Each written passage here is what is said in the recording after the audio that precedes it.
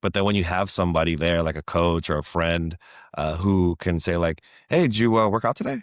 And then all of a sudden you're like, "Yeah, you know what? I didn't do it." And all of a sudden, like you start getting more motivated to do it. Or you have a coach that says, "Hey, I'm here.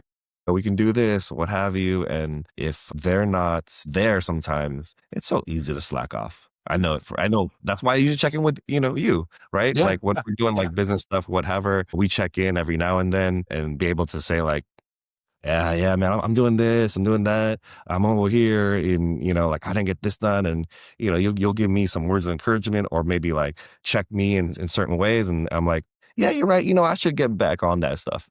Like I should get back on my routine and what have you. And that's really great. We're blessed, right? We're blessed that we have each other Yes. to, you know, 100%. to run all these things back and forth, whether it be like fitness or business or whatever, family or what have you. So it's, like I said, always a blessing for me to have you in my life.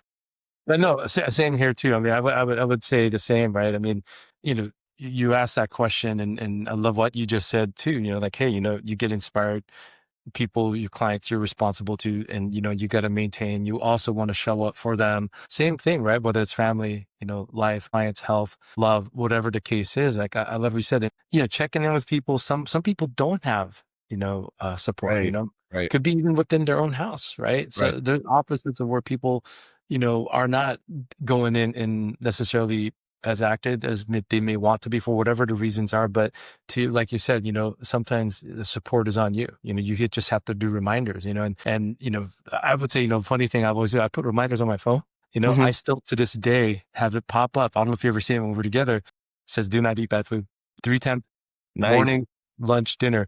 And then it's a trigger just to remind me how far I've personally come as far as, Right. Right. hey, I get caught up, but you could be with family, you could be with anyone. And you're like, all right, I'll usually big plates of these, I'll just have a little portion or I'll have, again, if I'm already knowing that I just burned a ton of calories eating, or again, this is obviously after being disciplined and going through the fact, but I know my body. Everyone will know everyone's body's different. Everyone knows how their body consumes food. But for me, I know like, hey, if I'm done with a big workout, I could go in and eat some good amount of protein or good carbs or whatever it is, or adobo fried rice, which is kind of like a lechon kawal. See? That's like my downfall, man. But, I think in closing, right?